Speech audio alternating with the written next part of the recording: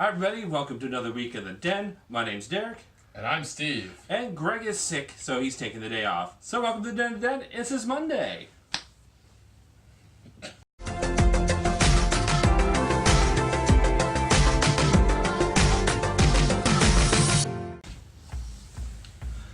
Hi there everybody, so welcome to another week on the Den. So, first off, I want to thank Nick Hendren and Max Starkey for nominating us for the Gay Halifax Awards on Instagram. Oh my goodness. Ooh, so if you are from Halifax, go on Instagram, go to Gay Halifax Awards, just tag at Men of the Den on Instagram. Also follow us as well. I promise I'll start updating that site again soon. It's been a while. I think it's been since our Peggy's Cove trip since I've updated it. Oh wow, it's been a while. So, major updates happening. Yeah, no kidding. How would you like to see us use the Instagram? That's one thing we want to see what you guys do. How do you guys think we can be more interactive on Instagram? Do we use Instagram? We do. We should do stories. People love stories. Okay, so you're gonna see some more stories from us, Greg and Phil. Then you guys log into the Instagram account. It says you're gonna be taking part too. All right. So the question today is. What is one of the last, or can you recall, any pieces of art, music, film, literature, TV, games, that made you feel awe-inspired, emotionally raw, feeling life-changing, and really had an impact on you? Mm-hmm. And let's start by asking, why did this topic come up? We were talking yesterday about music that really moves us, and how I was listening to some music recently, and there's been a long time since I've had an album that I've listened to that's really given me goosebumps. Or made me feel like completely turned me around. And I got this because I heard everyone was raving about the new Ariana Grande album, and it's good. Mm-hmm. I like it, but it's not wow. Yeah. It doesn't give me that feeling, and I'm just kind of longing for music that gives me that feeling again. And if I have to say there's one album, the last album I can recall that did that to me is probably Fucked Up to David Comes to Life.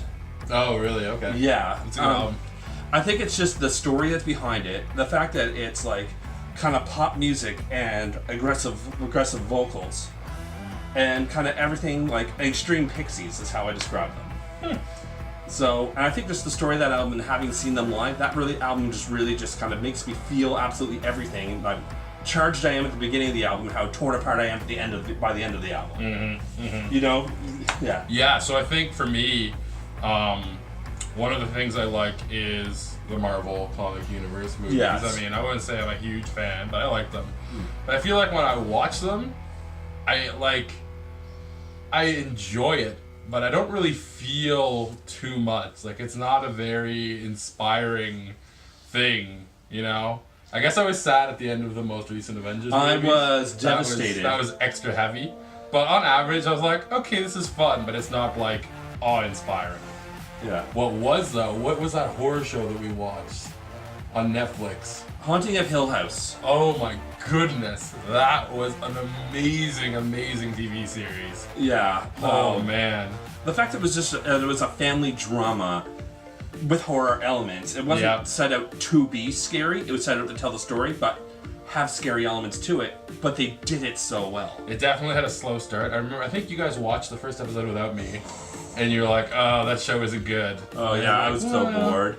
Let's check it out anyways. And by the time we were halfway through the season, it was like, "Oh my god, I can't believe this is happening." I think it was episode 8 when the sisters are having the fight in the car. Oh my god. And then this jump scare that happens there. Both me and you jumped, started screaming, running into the kitchen. You had to be there. It was really, really well done. He has cat-like reflexes when he's scared. Yeah. But I mean, there's other scary movies. I just watched that. There's another scary movie I watched. I was like, yeah, it's scary, but it didn't make me feel like, it didn't make me think. I recently read a science fiction novel that was recommended by a friend of mine. 2008 novel called Blindsight. Oh my god. If you're a sci-fi fan, you need to read this book. It was it was really, really well done. And I was kind of like, the night I finished it, I went to bed and just staring at the ceiling, like I couldn't stop. So we haven't really had a book guy on the channel since Eric left, so could you just give us like a little bit about the book that just kind of draw people into it? Yeah, so the book itself is quote unquote hard science fiction, which means it's sort of by scientists for scientists. I'm a scientist. So I'm not, so. they assume you know things like the Coriolis effect and stuff just without explaining it at all. But the crux of the story is that this guy gets sent as part of a space mission to investigate these aliens, and he's kind of like a bureaucrat slash manager person. He's just there to record and report on everything that's going on. But they end up encountering these aliens, and they're not even sure that they can think.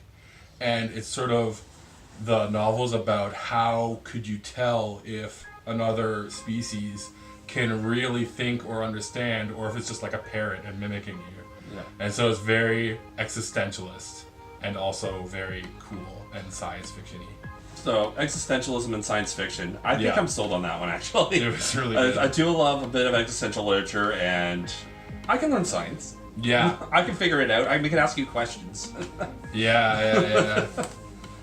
For literature, for me, it is like the main book that really had an impact on me. Like, I saw the movie when I was a kid, and then later I decided to take on the task of reading that gigantic piece of work. It hits on every angle. Like, I know some people had some criticisms about the new movie, but the new movie really hits on a lot of the angles and emotions that you feel when you read the book. There's some things I question in there, like the whole, why did everyone have to take turns banging the girl in that one point in the movie? I don't feel it was necessary, but I understand the bonding experience. And Wait, they didn't include that in the movie. That was in the they book. didn't include that in the movie. Okay. Yeah, it was in the book. Yeah. But it's just like, there's so much emotion that is captured on every page because he spent so much detail on every little thing in that book. And I've read it 2 or 3 times now, and every time I'm just like, that same eerie, scared feeling every time. And I'll probably read it again, but it's a task. I also have been known to play a video game or two. I think the last video game that I really, really fell in love with was Persona 5.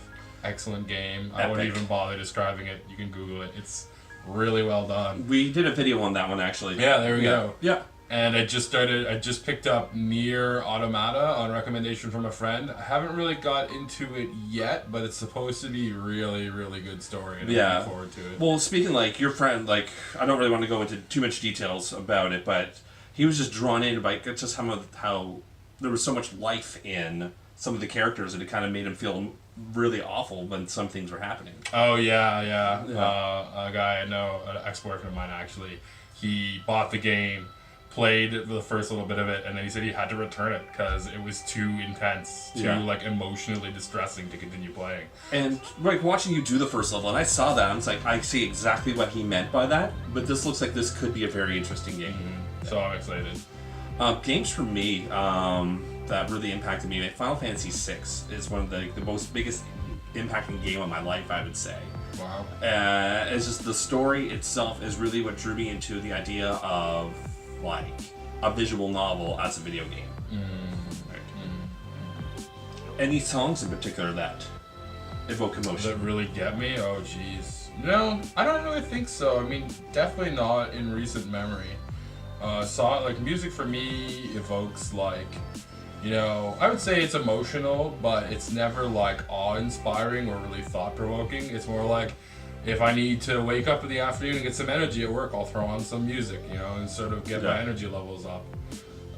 But I don't think I'm not as big of a fan of music as you are in that regard. Yeah. And like I said earlier, I'm honestly looking for something that just makes me feel like all of the feelings captured in the song.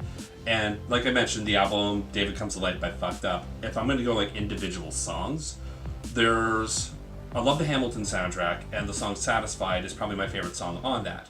Now the original was great, but Sia has this incredible cover of that with Queen Latifah. The shrill shrieks and like the pitchy tones that you get really tell the story of the person who's fallen in love with the person that she set her sister up with and giving the toast at their wedding. And you feel it all through that, and it's really fantastic. But if I had to say one particular song that's really evoked raw emotion out of me is Sufjan Stevens' John Wayne Gacy Jr. Yeah, that's a good song. The final lyric, in my best behavior, I'm really just like him. Look beneath the floorboards for the secret I have hid.